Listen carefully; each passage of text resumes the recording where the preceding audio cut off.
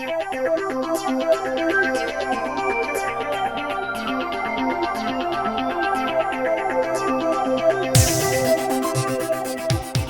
know it's a little bit early, don't shout at me, but some of you out there will already start to be thinking about Christmas and making your Christmas cards.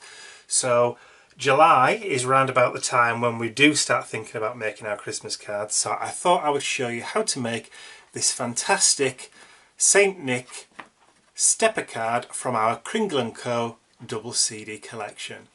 Isn't he just cute?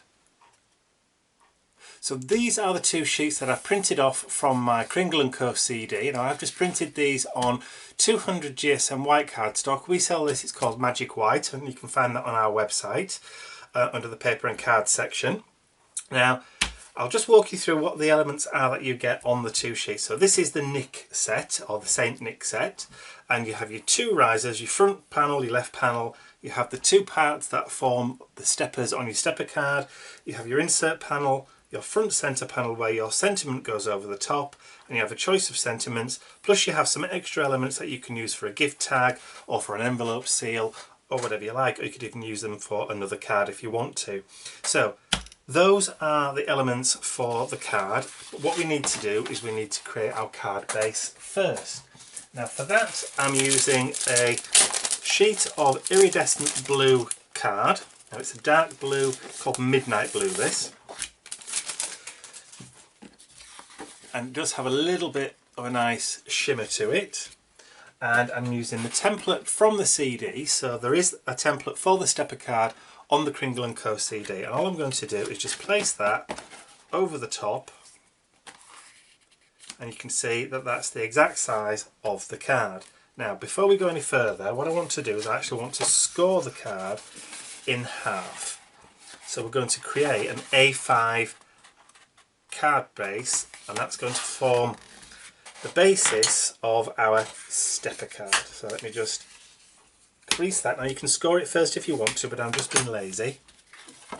So that's now created an A5 card blank. So I'm going to turn it over and then grab the template again and lay that template so that the centre line that runs right the way down the template. Let me just zoom in a bit so you can see it a bit better. Let's see if we can place that. There we go. So we have a line that runs right the way down the middle of the template. So that's lined up with the crease on the card that we've just created by folding it in half. Like so. And then what you need to do is to grab a pokey tool or a craft knife blade or even just a pointy pair of scissors, and in each of the corners where all the measurements are, you just need to poke a hole right the way through the template. That way you don't have to measure. So there's no finicky measuring or anything, and you do the same thing at the other side.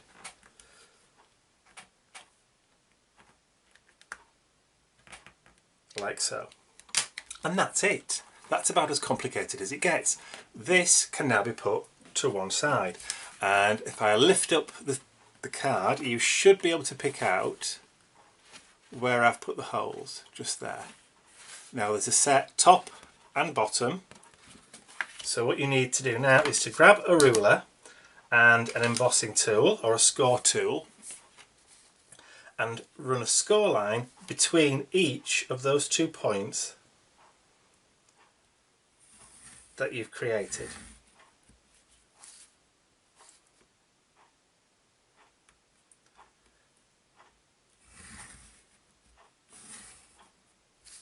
Now it's important that you score before you cut, because if you cut before you score, the holes that you've created with the pokey tool will disappear. Now all I'm doing is placing the score into one of the holes and then bringing the ruler up and then just marrying that up to the other side. Like so. So you should now be able to see those lines that I've scored in. So we're now going to cut from this one to this one and from this one to this one. So I'm going to turn that round, grab my craft knife, place the blade into one of the holes and marry that up with the one at the bottom and just lightly cut down. Now I can feel that's gone through the card, so I'm just going to turn that over and do the same thing again. Put the point of the knife into the first hole, marry that up with the one at the bottom, and lightly just score down. I might need to do it a couple of times because I'm not putting too much pressure on the blade. There we go. So that has now gone all the way through. So if we fold the card in half again, you can see you now have 3 panels on the top and 1 at the bottom. So pop your fingers into the creases and then just push that middle one down, because that's going to form the basis of our first step. And then just push that, and then from there you just want to do mountains and valleys all the way to the front, back and forth, and just concertina, and then push down, and then grab your bone folder and just commit those creases, or just burnish those creases, and there you have your stepper card base with no measuring whatsoever. Now I'm just going to go back over the top bits there, and remember, you don't need to be 100% accurate. If you don't get it right, you know, and it's a little bit off, it doesn't matter, because when somebody takes it out the envelope and stands it up, it's still going to stand up regardless if you are a little bit out.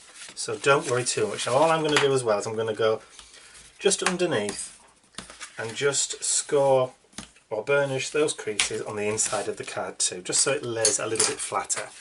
So that's our card base done and dusted in next to no time at all. So I'm now going to put that to one side because I don't need that just for the time being. And then what we need to do now is to cut out all the elements that we need to decorate the front of that card. So I will do that and I will be right back. Okay, so I've got all of my pieces cut out, ready to go, and I've brought back in the card base that we created earlier, and we're going to go ahead now and start sticking all these bits and pieces together. So we're going to start by using the 2 side panels. So I'll just move those other pieces out of the way and bring them in as and when they're needed, and then we'll start off by sticking down the outside panel. Now I'm just going to use a permanent tape runner for this because it's quicker and easier than using tape or glue for me. I don't really need any wiggle room on these because they are very, very straightforward, and all we have to do is just make sure we get them lined up nice and even on each of the sides. So that's one side done.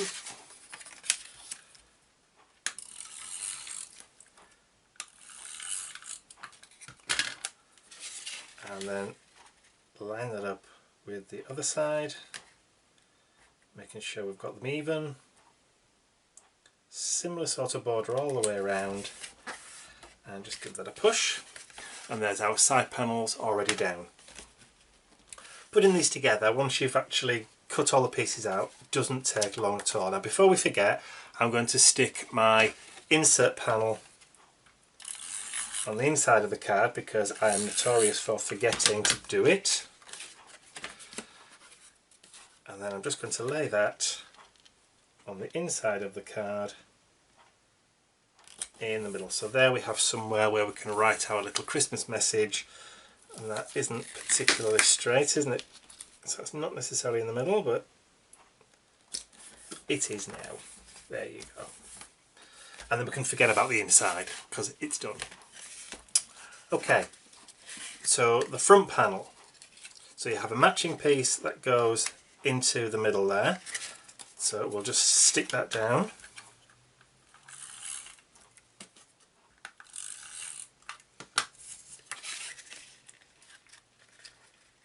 And it goes bang smack in the middle. I'll try and line that up with the bottoms of the side panels so that you've got a nice clean line across the bottom.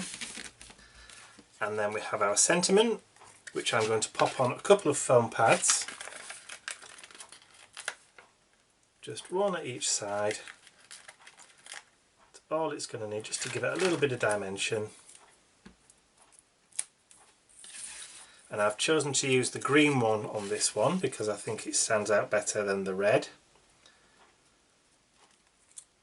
And we'll just drop that into the middle. And then all that's left to do now is to put our step panels in. So the larger one goes at the back and this one goes at the front. Now I've gone ahead and cut out all the way around, all the intricate detail, including the hole in Santa's hat, but you don't have to. You could just literally follow it around if you want to. And then what you could do is you could add some stickles onto the lights in the windows of the buildings, which I will do at the end. Now to put your insert panels in is very, very easy. All you have to do is just to line them up. You know, you could push them all the way down if you want to, right the way down to the bottom, or you can lift it just a little bit further up. It's entirely up to you, but you've got to remember, if you're going to do it, then they can't go any higher than, let's just push that in there. That actually might be a little bit too big. Let me just trim that down ever so slightly. Minor adjustment. There we go.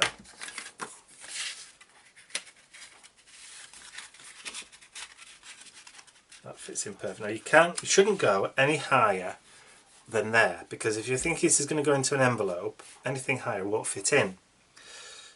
So what I tend to do is I actually put the glue on the back there and then open it up, slide the panel in, and then as it's going down I line it up with the top like so. That way I know I've got that exact. Just a little bit off kilter there. Let's just try that again. This is why I use tape runner.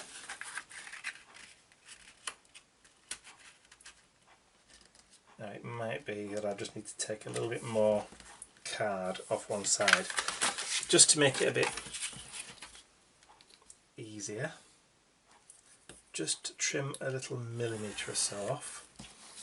Depending on how I've cut my slits down the side there, that's probably why it's affected it, because I've not been perfect. Yeah, that's better.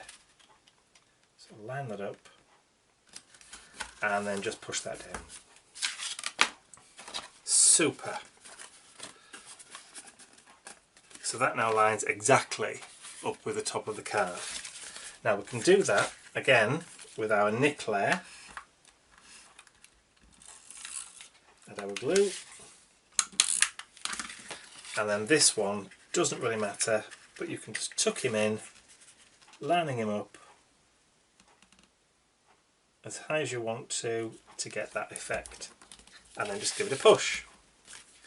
And there you go, you have your it's almost like a 3D scene, isn't it? And then all we have to do now is to grab our glitter glue and add a little bit of glitter just onto maybe those little snowflakes on either side, and then you could add maybe a little bit of glitter just on some of those lights in those windows, just to give that a little bit of an effect. And you could also add maybe some glitter just to the lights, or you could use glossy accents if you want to. It's really up to you how you decorate and embellish the rest of the card. And there you go, there's one St Nick stepper card from the Cringle Co CD.